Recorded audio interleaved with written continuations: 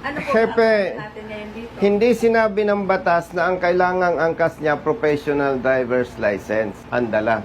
Opo. Ang sinabi ng batas must be accompanied by a duly licensed driver. Hindi sinabing non-pro, hindi sinabing professional. Okay. So, pag sinabing duly licensed siya, pero hindi professional. Walang sinabing ganun eh. Okay. Alam mo bang mabigat? Kaya mula Cavite, pumunta ako dito. 1 year siyang masususpende base sa pagkaintindi po ninyo. Pinapaliwanag ko sa inyo na malaking perwisyo ito sa katulad niya. Dahil kailangan niya ng lisensya pagpasok sa trabaho. Okay, student permit, kasama niya yung angkas, non-professional, authorized ng batas yan. Ay, pero kung dahil sa maling pagpapatupad, sususpendihin natin siya ng 1 taon, napakahirap. Okay lang sana kung tama ang pagpapatupad ng batas.